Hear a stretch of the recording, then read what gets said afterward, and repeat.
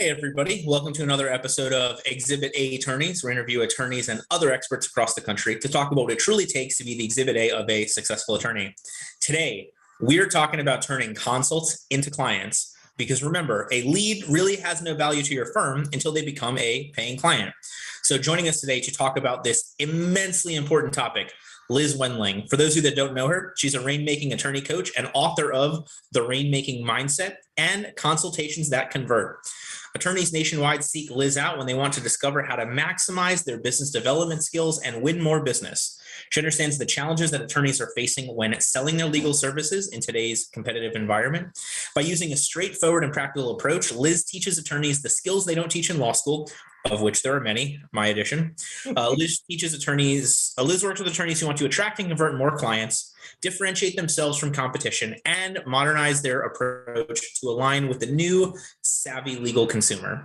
She's known for her high energy, straightforward, interactive, and results-oriented programs and presentations. Whether it's for one-on-one consulting, group coaching, multiple day training, secret lawyer shopperness, or workshops, Liz customizes programs around the specific needs, challenges, and objectives of each law firm. Liz, welcome. Hey, thank you for having me, Jordan. So happy to be here. And today we are talking about the 3 secrets to convert more consults into clients. So if you're out there and you do not want more clients to hire you, you want to waste more time in consults, shut this episode off right now. But if that's not you, we've got the expert here to chat about it. All right, Liz, we will dive into that in about 10 or 15 seconds. But I want to talk about our last episode. Last episode, I say this every now and then, definitely a very different one. We had Omid Tabier. Omid talked about, that's what he said, communication tips for law firm owners. So Omid went through a couple of different ways that we use to communicate well. And if you notice, did it on me. So if you want to see me get on the hot seat and you can see what some of the communication tips are like, you want to check out that episode. But don't jump over there now because we've got Liz live. So we'll be taking your questions here as we go through the 3 secrets to convert more consults into clients. All right, Liz. So we've got the bio. I don't want to break all the secrets for everybody right now, but tell me a little bit more about your story. Like, what made you wake up and be like, you know what? I want to help attorneys with this. Well, I never found them. They actually found me. I was speaking at a conference for sales professionals, anybody who sold services. And there was a managing partner in the audience who came up to me and said, "You're not going to believe this." Well, my topic was called "Opening is the New Closing." So she was sitting in the audience and she said, "You know what? I think you may be able to help us. We were just talking at our staff meeting the other day saying how our attorneys are terrible closers. And you just said that it has nothing to do with closing. It has everything to do with how you set yourself up in the opening." And then they found me. So they hired me, even though I never worked with a law firm before. I, of course, said, "Of course I can help you," because I know I help people sell their services. And that's where it was born. It's been 9 years now, and it's been wonderful because I realized that attorneys were never taught the skill of how to convert someone who's interested into someone who's invested. They think it's just talking about all the legalese and their law firm, and it has nothing to do with that. They want to know that you're a human being first and gets their pain and problem and challenge that they're having, and you're the person that could flip them over the edge and say, "I want to hire you." All right, so I'm going to dive into that, but I have a sort of selfish question. Okay. I am of the belief that attorneys think that we are, and I say this as an attorney myself, that we are like special unicorns, right? Like we'll be going through an intake process and a firm owner will be like, "But wait, we're different. We do paid consultations." And I'm like, oh my God. Having worked with some attorneys before that, are other industries the same, or do lawyers truly argue over our uniqueness in a way that isn't terribly unique? Oh my God. Yes, yes, and yes. Okay.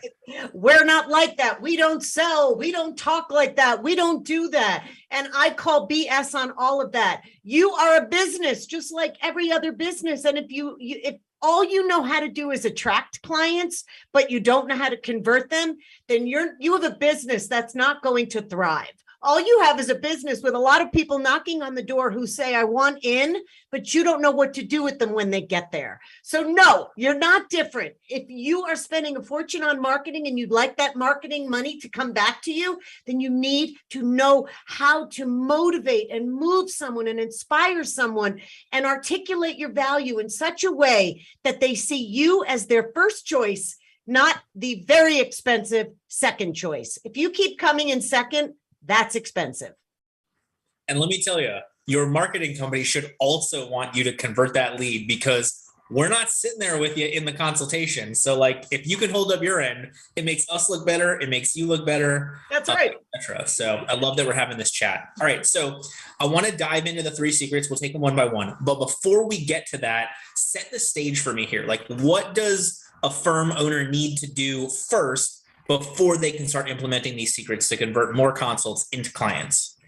The first thing I would say is keep an open mind and ask yourself, am I outdated or am I updated? Am I a modern law firm or am I losing business to one? Have I updated my scripts, the way I talk to people, the way I communicate, the way I get back to people, the way we follow up with people who say no to us today, but may say no to us in the future? If you're doing the same thing as you did 2, 4, 5 years ago, you need an update. Be open to what I'm talking about today, because I'm talking little tweaks. I'm not talking about somebody coming in and dismantling everything you're doing and starting all over. I'm talking about little subtle changes that make that big impact.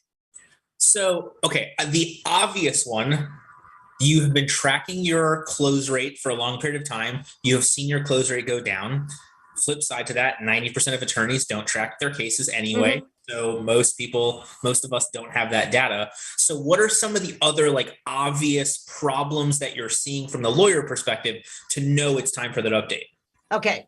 Well, first, I want to just preface this by saying I have secret shopped a few hundred law firms. So law firms do hire me to secret shop, where I pretend like I'm an ideal client looking for your solution.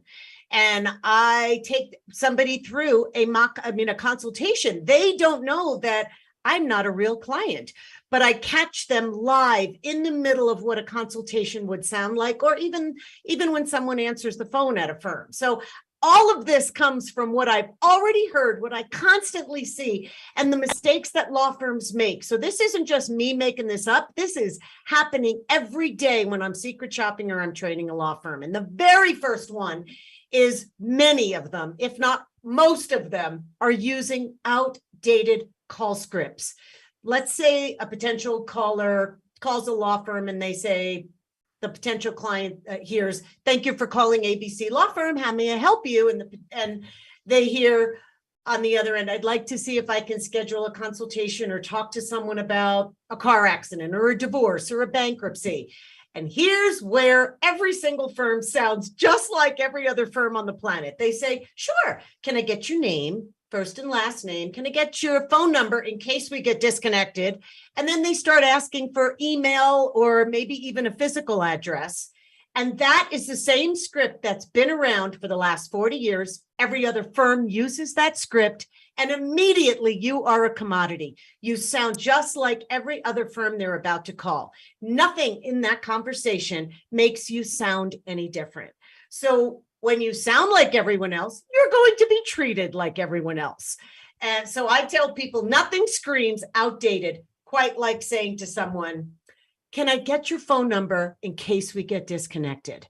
First of all, when was the last time we're getting disconnected? It's not 1995. We don't drop that many calls. We don't even call it disconnect anymore. It's called a drop call. But first of all, why do you have to qualify that? Why do you have to say, "Can I get your phone number in case we get disconnected?" You don't say to someone, "Can I get your name in case I want to use it?" No, just be confident and say, "May I have your first and last name? And may I get your phone number?" And then I teach my clients to stop right there, because a lot of times they'll ask, "Well, how'd you hear about us?"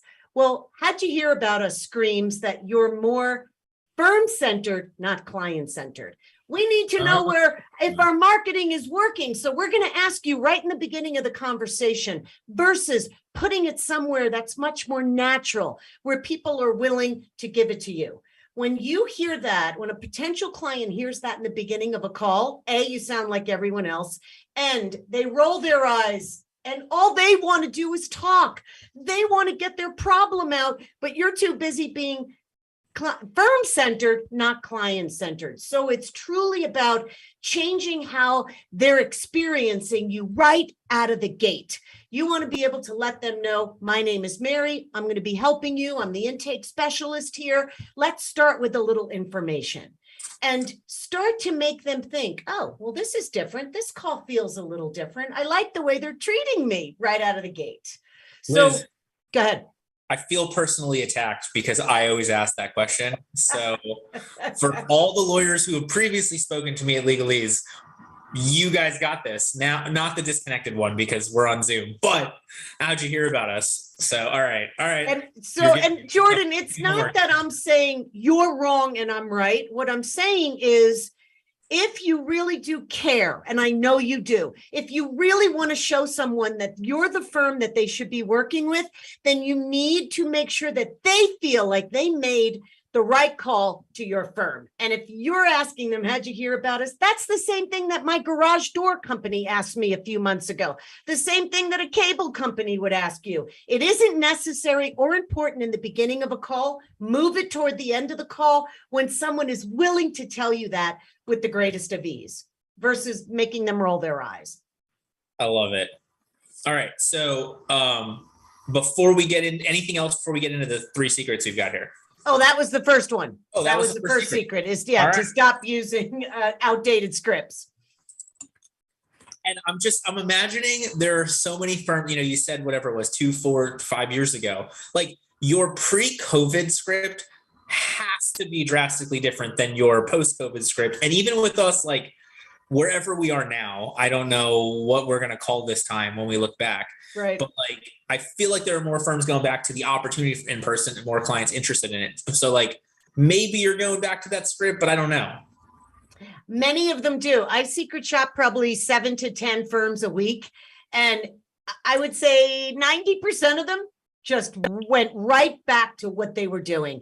With so much more competition, why would you want to just insert yourself back into the way we did it 3, 4, 5 years ago? Now's your opportunity to shift how people view you, hear you, listen to you, and interact with you in those first few vital minutes of an intake call. Yeah. I mean, I think it's like, I don't know. It's a quote from Jeff Bezos, and I don't know where it came across, but in essence, he's like, no one's ever going to get done with Amazon and say, I wish it cost more, or I wish it took longer to get to me. So like from the law firm perspective, like, all right, hey client, I know you're injured, your car is totaled. I need you to drive down to my office, find a parking spot. Good freaking luck how that's going to happen. You get to the front, give them the ticket. We'll validate your parking. Don't worry. Go up the 3rd elevator because the 2nd one's broken. Like, I mean, it's amazing to me how complicated it is, because for 2 years we were like, click, done, click, bought. That's it. I love it. And then even for attorneys, when those first few minutes in that consultation room matter so much, because that's where the connection is made. When they say to someone, so what brings you in today? Or what can I help you with today? I call that the Home Depot question. That's what they asked me in Home Depot. Why would you sit across from someone and say, what can I help you with today? Or what brings you in? I talked to your intake person for 15 minutes and gave you all of my information. How dare you not spend 60 seconds to understand why I'm in front of you? That is a big misstep on so many levels. The last time I went to the doctor's office, for the first time ever, the doctor had my forms pre-filled out with the information I had already given them 700 times. So if doctors can do it, come on, we got to be better than that, than filling out the 3-inch stack every time you go. No, I love it. And then why did I fill that all out if you have no idea why I'm sitting in front of you? So there's a disconnect, and that will aggravate a potential client like you have no idea. And no one will stop you and say, you've officially pissed me off. I don't even know that I want to do business with you. They'll go through the motions, but they'll leave the consultation and say, thank you anyway. I'll be in touch. Maybe you're too expensive. true. And especially like if you're building the team mentality, right? Like you want them to trust your paralegal, your legal assistant, whomever else at the firm, then you have to trust that they took the right information. Like you can use it as oh, hey, I know you spoke to, Samantha up at the front. She, talked about some, car accident. So, tell me a little bit more about what happened on so-and-so date at this intersection, whatever information you have. Yes. All right. So any other insight on the outdated phone script or the outdated conversation? I would just say the whole conversation of whether it's intake or the consultation needs that up leveling. And in the second secret, I would say is make a genuine effort to connect with someone and saying, how's the weather? How is the parking? How did you hit any traffic on the way here? That is not a connection. That is the same thing, the same 3 or 4 questions people have been asking for 40 years. How is the traffic? How in that way is that making a connection with me? So I want to tell people the 5 things that a potential client is thinking in the first few minutes they're meeting with you. They're asking themselves, do I like the way you interact with me? Do you listen to me? Do you get me and my situation? Do you truly understand that? Do I trust and believe in you? And do I like the way that you are interacting with me in a way that makes me feel like I'm the most important person you'll talk to today? All of those are going through someone's head. They don't want to be seen as just a potential client coming in for a free or a fee consultation. They're asking themselves, do I like the way this person is making me feel like a human being? It's all of that is filtered through these 5 questions. And if they're not answered in the potential client, then they start to check you off the box. And again, they end the consultation with, thank you, we'll be in touch. We'll let you know. So all of that has to be taken into account, which means if you're acting outdated, this isn't happening. They're not trusting you and believing in you if you sound like everyone else talking about the weather and the traffic. So it's an up-leveling of those first few minutes of a consultation. So I want to go into the questions in a little bit more detail and have you repeat them just for everybody. But before that, maybe, I don't know if this is news to you or whatever. I have always wondered about the stupid how's the weather thing for so long. And literally last week I was reading Bob Berg's Go Giver Sell More, and he finally explained it to me in the book. The book explained it to me. He's like, the reason that people talk about that, do you know why? Because they don't think out of the box, or they think that, what is it? Well, yes, and we experienced it. We both experienced the weather. We both so you're trying to make that connection through shared experience, but about literally the dumbest, lowest level thing you could possibly do. Totally. I call that level 1 connection. That is so low level. It's not even hitting the bar. How about we go over the bar? Right. So the 5 questions are, do I like the way you interact with me? Meaning, do I like the way that you and I are bantering back and forth? Are you right out of the gate trying to connect with me? Number 2, do you listen to me? And I mean, not just listen. Do you hear me? Are you taking notes? Are you visual? Do you look at me in such a way where you're listening with your ears, but you're also listening with your heart? Do you make me feel important? Do you make me feel like I'm sitting here as a human being in pain with a problem that you might be able to help? Or are you just checking the boxes off and making me feel like I'm just another person sitting in your office? And number 4, do you get me? And do you truly understand my situation, my unique situation? Not, yes, I was in a car accident. Yes, I want to get a divorce or a bankruptcy. My unique situation that I think I have. And then finally, do I trust and believe you? That one is such a big one, because a lot of times attorneys will just talk at someone, not with someone. Big, gigantic difference, and people feel the difference in their body. I love it. And it's interesting because, yes, there's a small component of that that's like, what are your lawyer abilities? What is your lawyer skill? Like, to trust somebody, they need that. but it is such a small part of, are you just being an effing human in the moment with them? Like, that's the more important thing. That's so true. And Jordan, the thing is, and from all my secret shops and all the people I've talked to that hired attorneys, they all say the same thing.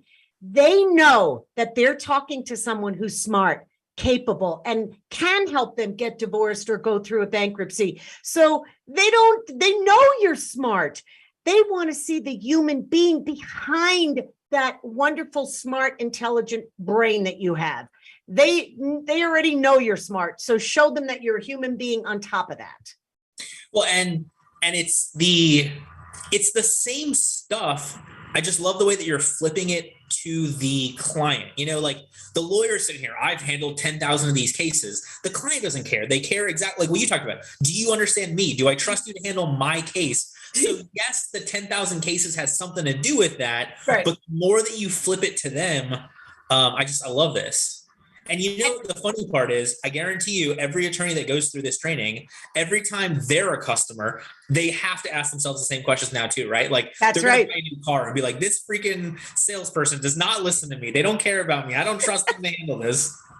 And the bottom line to this is that in any of those first few moments of, I don't care if you're buying a car, redoing your kitchen, if somebody's in your home or you're in a showroom, you're connecting with the human instinct that's hardwired into all of us. It is the way humans interact.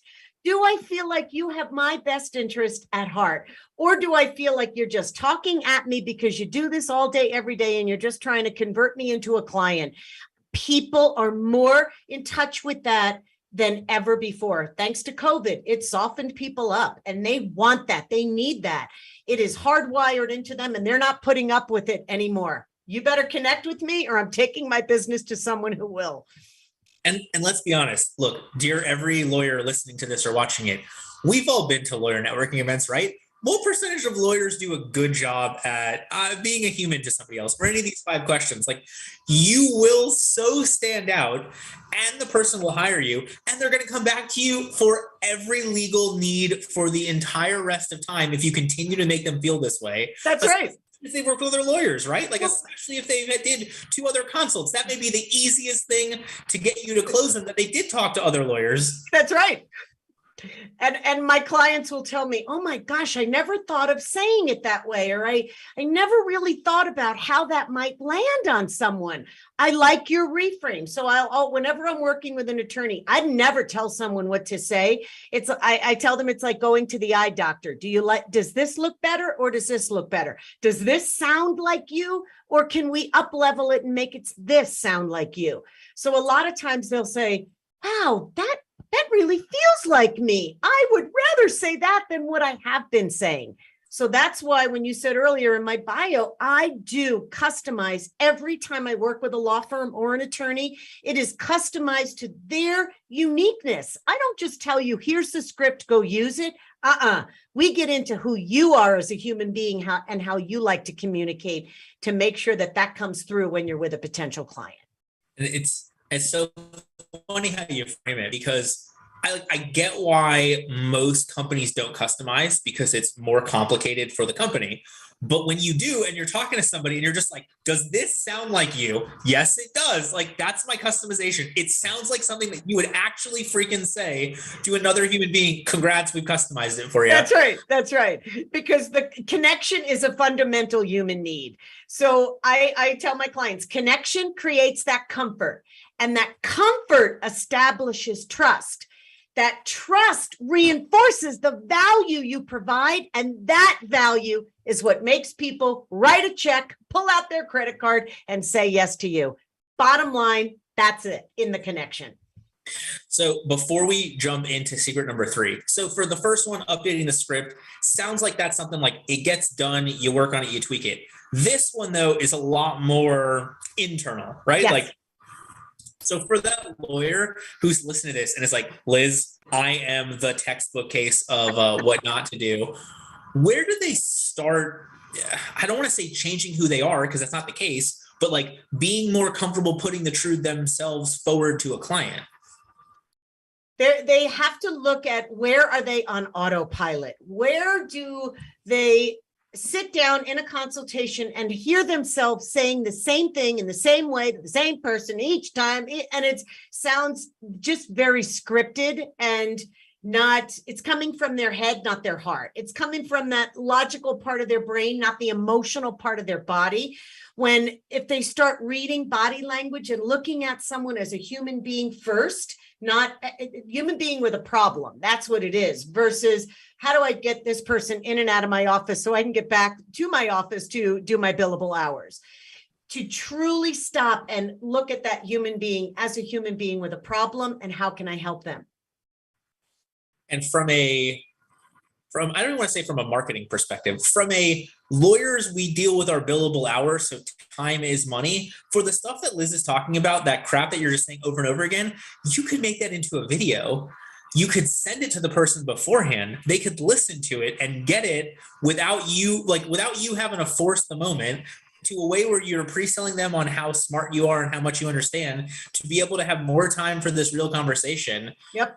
In a way that's preferable, right? Like, I mean, we all hate the disclaimer on everything or the caveat over and over again. Right. And if you're using that same line when somebody sits down, let's say you got past the weather or the traffic, and then you go right into, so what brings you in today? Or so how can I help you today? To ask yourself, what can I do differently? How can I set myself up on the tee so that I hit a shot right down the fairway? How can I make sure that it is a long shot all the way down versus not being able to go very far? You want to be able to, the language that you use makes someone immediately think, oh, I like this already. Oh my God, I like this person. Within minutes, they start liking you. You have a short amount of time to get that to happen. So what could you say differently to make a different kind of connection? And how do you, obviously you're going to see this working based upon more people hiring you. But in addition to that, what's going to let you know that you're on the right track? What's the response from your clients? Oh, this is so good, because I hear this from my clients, that people respond to them. I really appreciate the way that you listened to me today. You are so different than the last person I talked to. Thank you for the time that you took today, and you answered all my questions. Or thank you for making me feel like you really can help me. They start thanking you for the way that you treat them. And if you're not hearing that, if you're not getting compliments on the way you're communicating with people, then I bet you could use a little tune-up or maybe an overhaul. And look, what are lawyers? I guess lawyers are trying to do two things, right? Think and then speak, although we don't necessarily think before we speak. Right. But this is the speaking part. This is totally the communication that we do. And it's so weird to me, the attorneys, that you will see them in court in the middle of a trial, and they're funny and they're gregarious and they engage with the jury. And then the minute they walk outside and they're at something else, they're like, I'm a lawyer. I've worked 30 years in this industry. I have done a million things. I bill $500 an hour. And you're like, oh my God. Yep. Just be you the whole time. Just be you the whole time. That's right. There's a disconnect, and people can tend to pick up on that. They'll wonder, how come the person I met in the consultation is not the attorney now that I'm dealing with for the next 6 months? And the funny part is, I guarantee you, if any of the clients asked the attorney that, they'd be like, well, I had this boss I really hated who told me to do it this way 20 years ago. And so I just never changed. Oh my gosh. And Jordan, that's such a good point. When I ask attorneys how they learned how to do consultations, here's what I hear. Oh, I sat in on Bob Jones or Mary Smith. They're big. They're amazing. They've been doing this for 30 years. So what they're saying is, let me teach you the old outdated crap that used to work 30 years ago. And then I'm going to teach you how to do it with the modern consumer. And then they wonder why it doesn't land. They think they have and this is the third piece I wanted to talk about. They think they have some sort of closing problem. So the secret is not in the close.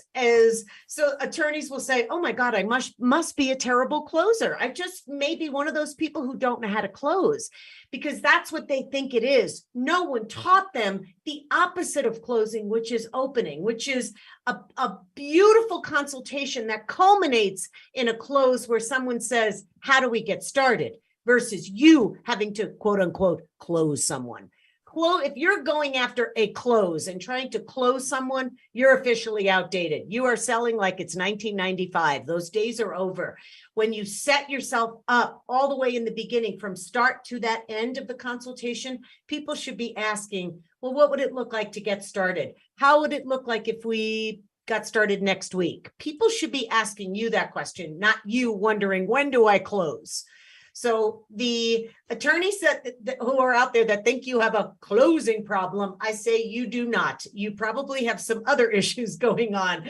But isn't it easy to blame the close than to actually turn the tables and start scrutinizing, what did I do wrong? Or why am I losing business? Why are people leaving my office without hiring me? And many attorneys believe that they're not closing business because they lack some magical closing phrase or some smart technique that I can teach them, or some snappy sentence at the end of a consultation that's going to compel someone to jump over the table and say, I want to retain you on the spot. It's not. It has nothing to do with that. You can't have an average consultation and think that me giving you a closing technique is going to win a client over. The most potent way to close is to recognize that the close starts in the beginning, by not talking about weather and traffic, by not asking a Home Depot question, by taking the time to connect with someone, by doing all that stuff in the beginning that sets you up for success. So what is that secret 3? That's number 3, is you don't have a closing problem. You have some other problems. So the close is the easiest part. Don't think about fixing the closing problem. I want you to think about, what other areas do I have a problem articulating my value? When someone says, how are you different? Are you differentiating yourself the same way everyone else does? Jordan, you mentioned this earlier. Well, we've been in business 31 years. We're really great at this. We've helped 14,000 people and we made 300,000 this, and nobody gives a crap about that. That's not differentiation. And most people won't even ask you how you're different if you're being different already. And that's what I teach my clients, is how to show up different so that people don't ask you, how are you different from the firm down the street? You're already different. You're modeling that. You're being that for them right before their eyes. And so it's so funny because, like, everything you're saying, we work with people on in the marketing perspective. So from the standpoint of that differentiation, I always tell people, look, your differentiation has to be something that people will have feelings about in both directions. Like, your differentiation can't be, we put our clients first, right? Because no one's going to be like, I put my clients second, my third yacht goes first. So, like, that's a baseline expectation. Yeah. So, like, the differentiation becomes things that somebody can be like, oh, I don't want an attorney who feels that way, believes that, whatever. Like, that's true differentiation. Yes. And I teach my clients, it's way longer than I can explain in our time together, but how true differentiation comes up is, let's say someone says, well, how would that work for you? Or I talked to 2 other attorneys and they told me this. So it's so nice when an attorney can shift the tables around and say, you know what, and I'm going to make this up. Yes, I'm a divorce attorney, and you could hire anyone and they can get you divorced, no doubt about it. But Mary, earlier you mentioned to me how important it is to do this and this, or to have that and that. One of the ways that our firm likes to do that, or does that really well, is this. And all of a sudden you went back into what Mary just told you that was so important to her, and you connected the dots for Mary. Instead of saying, we put our clients first, you're number 1. Who the hell cares? You better do that. But you bring something that Mary shared with you in there, that Mary, one of the things you said to us to myself is how important it is for your kids to stay in the same school district. And it's like, oh, Mary's like, whoa, this person is different. In the way that you're communicating with them and your answer to that. I love it. And, and that's a great example, because you'll have the divorce attorneys that want to downplay the drama.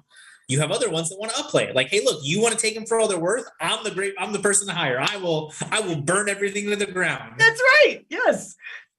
And if you can only do that if you truly listen and you're in the moment and you're talking to someone who you know you have their best interest at heart, then you can take what's important to them, match it to the way that you work, connect the dots for someone, and in their head they say, I like the way this person is communicating with me. Remember those 5 questions? I like the way this person is listening to me. I'm starting to trust this person. They're answering all those 5 questions that I said in the beginning. They're doing the work in their head, and you don't have to work as hard. And important caveat that should not need to be said, but needs to be said. You have to be doing this in a way that is true, or at least, or is authentic, is genuine. Like if you are the super aggressive family law attorney, you're not going to say like, okay, yeah, you wanted this to go easily and respect the kids. So, and then try and flip it for you. That's like, right. You're just like, maybe I'm not the best fit. Maybe you would be better off with so-and-so. Absolutely. So you mentioned, and you talk about it from the standpoint of closing, which is like the normal sales one. But here's where I am with you on attorneys being different, because like it's one thing if you are closing somebody to buy a car. It's one thing if you're closing somebody to go to a restaurant or something like that. Here you've got an attorney with an ethical obligation with a client for a matter that's going to last 4 months, 2 years, whatever it is. Right. With the entire reason for that person to go with you as their lawyer is that one stupid reciprocity technique that you learned from reading Influenced by Cialdini or taking a Grant Cardone closing course. What's the relationship going to be like for the entirety of the case? Like what's going to come up in a bar complaint? What's going to come up in a client issue? Like to me, it's like you almost want to make it so specific that you're not trying to convince anybody to hire you by being anything other than yourself. That's right. That's right. And it's so easy. Why can't we be ourselves? Why fake it? Faking it takes a lot of energy. If you have the right skills when you are meeting someone and you understand what the potential client's brain needs in order to make a decision, they have a process in their brain that you have to satisfy in order for them to feel confident and comfortable in hiring you. Why not understand that process? Create your process to match that and sit down and meet with people who retain you versus the competition. You can increase your closing rates, your conversion rates so much by understanding they come in with a process and you have a process, just match it up. And it makes it so much easier. So you asked it as a rhetorical question, but is it fear? Like what the thing that's holding them back? Is it a fear of losing this specific client? When they ask for the business, you mean? Yeah. So like if you're asking like, what are lawyers afraid of when it comes to this, or what's the issue with being this way? I think it's fear. It's definitely fear. And here's what they always say. I don't want to be pushy. I don't want to be salesy. I don't want to be one of those people that put someone in a headlock to get a retainer signed. And I say, no one wants you to be that. No one wants you to be pushy. But why can't at the end of a consultation, if they don't jump up and say, hey, let me hire you, why can't you step in and say, so Mary, what do you feel about taking the next step? Or how do you feel about what we've talked about today? Where are you at in terms of a decision or making a decision to start getting this process started? You have to be confident and firm enough to step in and close that loop. Otherwise, it ends with, okay, well, why don't you let me know when you're ready? I get this all the time, secret shopping, because I always end my secret shops by not hiring that firm. And I'll say, okay, well, I'm talking to some other attorneys this week, and I'll get back to you in a couple of days. Not one of them pushes me a little bit and says, well, thank you for sharing, Liz, or I appreciate you telling me. That's not my secret shopping name, but thank you for letting me know. And can I ask you a couple of questions? Or where are you in terms of making a decision? Is there something specific you're looking for that we didn't talk about today? And there's just little ways to kind of pull away the veils. Maybe someone just has one little thing left, but you didn't address it. Help them bring that up so that the conversation can come to a successful close, whether it's you're my first choice or I do still need to go meet with other attorneys. Yes. And it's funny. I had a whole nother question, but that became such a better answer. What in that moment, like you're talking about it from the standpoint of not wanting to be pushy. So how does the lawyer know how forcefully to follow up, or how forcefully to ask that follow-up question versus just trying to give the person the easy out because they don't want to hire. Well, and that's where a little bit of when we do a bunch of role plays, we kind of play that out to get a sense of what that is. But I tell every one of my clients, it will never hurt to look someone in the eye and say to someone, I know you're making a decision in the next week, or I know you shared with me you're meeting with other attorneys. How would you like our firm? How would you like me to to connect with you, to at least make sure that you got what you needed? If you don't hire us, that's fine. But I like to close the loop. You just spent 45 minutes with me in a consultation. I want to make sure that you get what you need. And you could all of a sudden, then the conversation can change radically. But there's so many other ways. There's another dozen ways for you to be able to look someone in the eyes and say to someone, yeah, let's talk through your decision-making process. Or I appreciate you letting me know that you're not quite ready, or you need to go talk to your aunt to see if you need more money or need to borrow some money. What would you like us to do next? How would you like me to stay connected to you? So you're showing someone that I want your business, but I don't have to ask in such a way that it makes me feel like I'm being pushy. You're saying you're important to me, and I want to make sure that we have some sort of a connection, not just endless stupid follow-ups. Hey, we're just emailing to follow up. Hey, I just wanted to touch base, just wanted to reach out. If your follow-up messages sound like that, oh my gosh, stop and call me. That has to stop. Because no one wants an attorney to quote unquote follow up with them, because that means, hey, I'm just calling to see if you're ready to hire me. Right. That doesn't work anymore. People are onto us when you use that. It's funny because I've seen, so obviously from my firm and from what Legalese does and what you're talking about, like, what other questions do you have? Rather than I'm calling to follow up, I wanted to see what other questions, what other issues are going on? What else has anything changed? Like the actual real true follow-up, rather than just saying you're following up, is so much more impactful. So much more. And one that I just had a client email me last week. She said, I used this and it worked.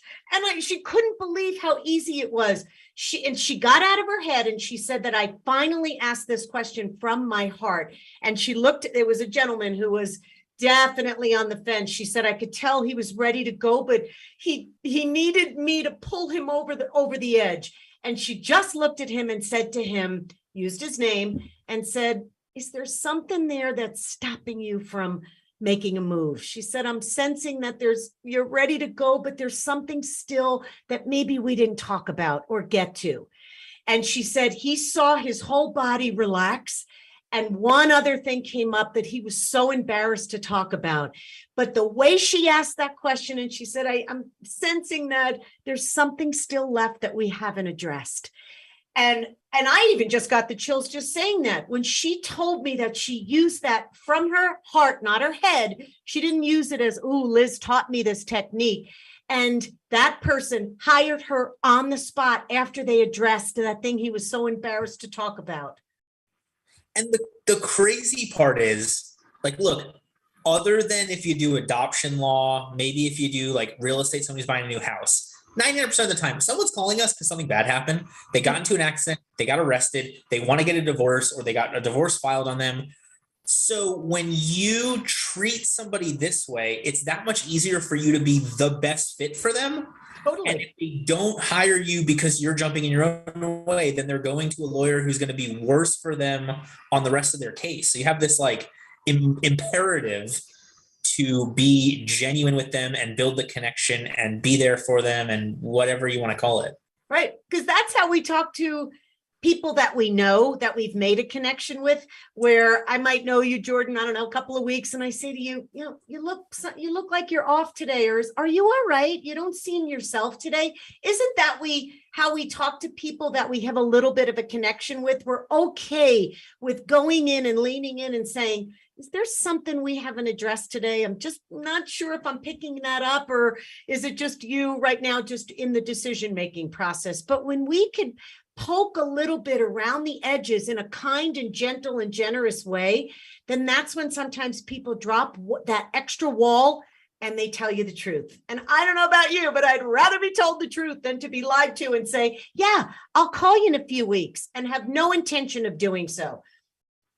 I would rather somebody post on a social media post or an ad saying, I can't stand you, than call me and do the consultation to then not follow up, or to hire and then be pissed off, a week later because we won't break ethics rules or whatever the. That's right. That's right. No, and consultations are too important to wing them, to keep them outdated. You have a person sitting in your office or on a Zoom call with a problem and a checkbook, ready to hire someone to fix their big, gigantic problem.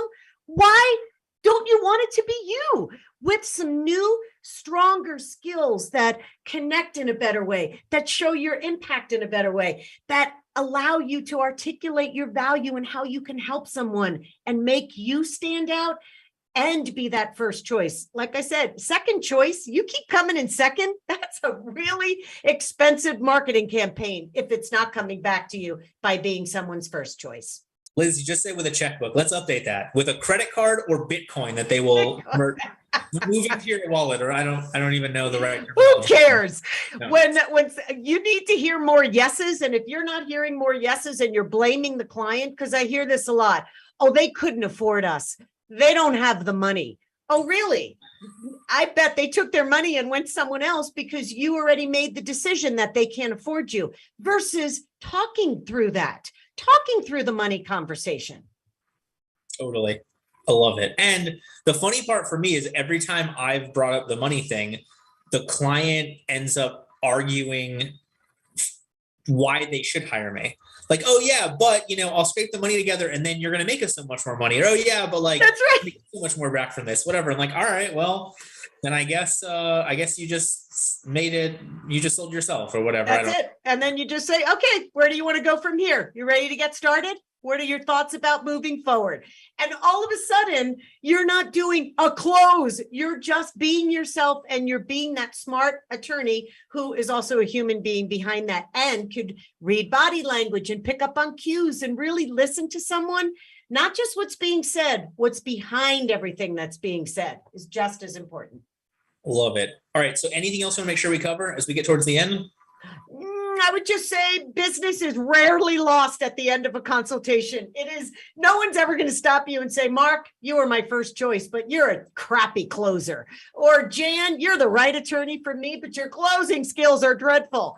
Absolutely not. They are buying you from the very beginning. From the moment they meet you, that's where the close starts happening. I love it. Yeah, I love it. That is such a good point. All right, so I want to talk about our next episode.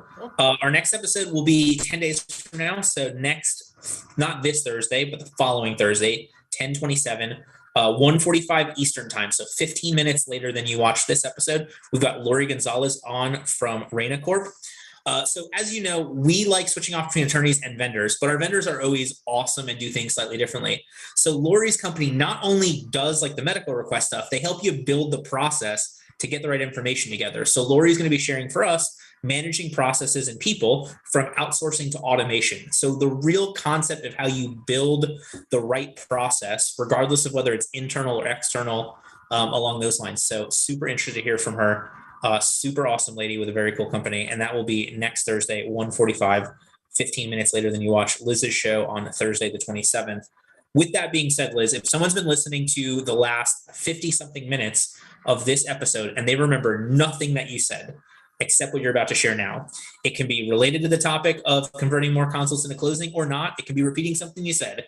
What would be your biggest takeaway, most important thing to help more attorneys be that exhibit A of a successful lawyer? I would say an update. It's time to update your outdated process. And I ask attorneys this: do you want to be a modern attorney, or do you want to lose business to one? I love it. It's so simple, but in the way that it's right. We're not making this overly complicated. It's one of those things where somebody's like, I haven't thought about it that way for so long. I love it. All right. So for anybody who's been listening and watching who is smart enough to know that they need more insight from you, wisdom, guidance, what's the best way for them to connect with you? They can find me on LinkedIn or go right to my website, which is the Rainmaking Coach, and my books are there. I have tons of videos on there, and they can at least start poking around, see if they want me to secret shop their firm, and I will give them the good, the bad, and the interesting about what's really going on inside your law firm. Because if you don't know what's going on, you can't fix it. Awesome. Love it. All right. So thank you to everybody who has listened and watched. I know I learned a ton from Liz, which means I'm hoping you all did as well. And we hope to see you back next Thursday, 10/27, 1:45 Eastern Time with Lori Gonzalez on managing processes and people from automation to outsourcing. With that, have a wonderful week. We'll see you all soon.